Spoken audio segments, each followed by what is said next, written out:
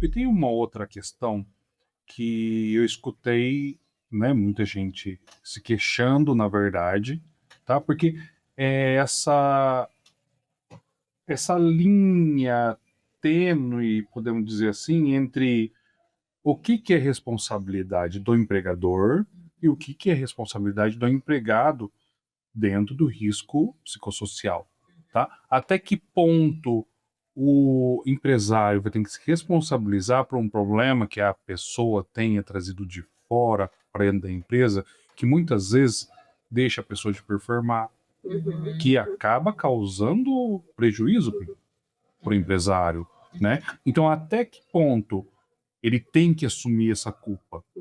Ó, Né? eu acho que vocês receberam uma advogada interessante aqui antes da gente, né? Ela tinha que estar aqui para responder isso para você.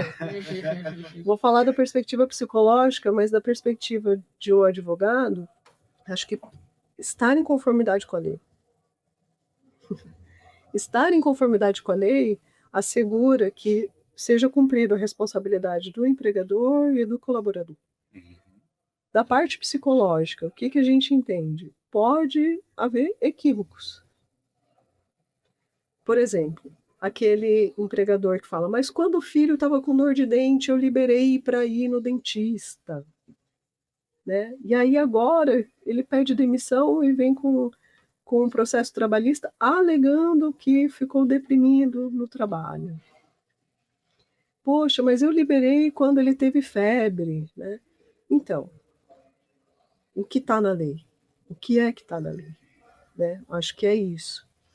E eu estou falando aqui para vocês... Mas dá muita margem, né? E eu me lembrei de uma coisa. Todas as empresas ou todas as instituições para existirem, ela tem um regimento interno, ela tem um lema, tem uma cultura, né? Todas têm. Inclusive o nosso país tem, não tem? Por exemplo, o que está escrito na nossa bandeira? Vocês sabem de onde veio isso? Nunca se perguntaram? Não lembra da aula de história? Nem de sociologia? Existiu um cara que chama Auguste Comte. Ele era uma das referências do positivismo, que é uma escola sociológica para explicar os fenômenos sociais de uma forma bem simplificada. E ele escreveu assim: para a coisa ficar organizada, amor por princípio, ordem por base, progresso por finalidade.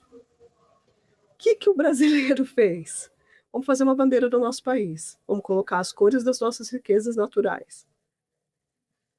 E vamos pensar um lema para fazer esse país ir adiante. Cortaram o quê? Amor por princípio. Deixaram ordem e progresso. E a frase dele é amor por princípio, ordem por base, progresso por fim. Quando a gente pensa nisso, tô indo longe com vocês. Não quer lembrar disso? De jeito nenhum.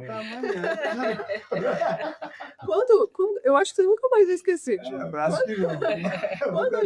Quando a gente pensa nisso, por que é que nas relações institucionais se corta o afeto? Retira o mais importante. Como se o que fosse mover o progresso é só o que é técnico. Não, tem que ser uma junção. Veja que o Comte, quando ele colocou, e eu nem sou defensora do Comte, eu tenho minhas críticas com ele, mas assim, quando a gente pensa na proposta dele, ele estava fazendo uma junção: afeto, organização e resultado, que é o progresso.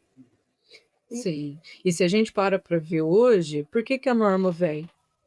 Porque tentou se mecanizar demais essas relações trabalhistas. Então, o sonho, muitas vezes, é que chegue um trabalhador que não tenha família, que não tenha filhos, que não tenha doença, que não tenha nada. Gente, isso é uma máquina, e máquina dá trabalho também, né, Leila? Dá bastante. Máquina também dá muita manutenção, mas não quer ter manutenção com pessoas, com subjetividades. A gente entrou num abismo, assim, achando que a gente realmente conseguiria superar tudo, não senti nada, e os afetos foram ficando esquecidos. E quando a gente fala de afeto, é angústia, tristeza. Não é que de repente meu funcionário ficou triste, agora eu tenho que ficar desesperado. Não. É até normalizar, falar, nossa, você tá triste, tá, mas eu movi, né? Às vezes a gente, inclusive, pode fazer, né, esse tipo de treinamento para que as pessoas consigam ouvir aquilo. Porque o que está acontecendo? As pessoas não conseguem ouvir. Virou aquela coisa do engole o choro. Engole o choro e trabalha. Sorriso na cara, né? Então, assim, tá acabando o mundo aqui, mas entra na reunião e fica ali. E aí, retirar, fazer essa cisão, que é o que a gente está vendo hoje, desse enorme montante de atestados psiquiátricos no trabalho. E que retiram a possibilidade da pessoa, inclusive, de retornar ao trabalho. Então, para responder sua pergunta, como é que eu sei a responsabilidade do empregador e a responsabilidade do trabalhador? Cumprindo o que está ali, na lei. Não é fazendo a mais nem fazendo a menos. É o que está ali. A norma vem para organizar. E aí eu quis incluir o afeto para dizer assim que não existe organização e resultado sem afeto. A gente tende a fazer isso desde que o mundo é mundo. Mas a psicanálise ensina, incluam os afetos. Então a gente está aqui até os conflitos. Uhum. Então, por exemplo, você vai organizar. Aí a galera tá se queixando. A galera, você vê na cara que não gostou da mudança. Mas se você cria um espaço para que eles possam ao menos falar do seu descontentamento, não é todo mundo concordar.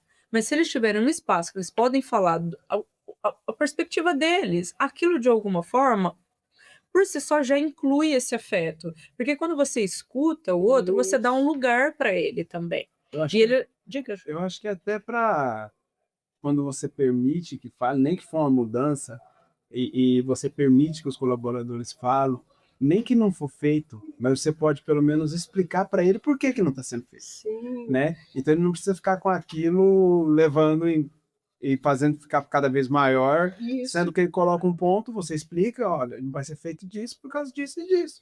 Ele entende, fica mais leve para ele também pode comprar a ideia e fazer acontecer. Isso que o João está falando aí é de incluir. Inclui. Que é o que o tempo todo a gente fala nas empresas. Né? É diferente chegar falando, vai mudar tudo, é porque eu posso, porque eu mando, porque... Sim, o poder te dá esse direito, mas a longo prazo isso vai capengar. E é no colaborador que isso capenga. Posso dar minha opinião Claro. do outro lado dessa visão? Uhum.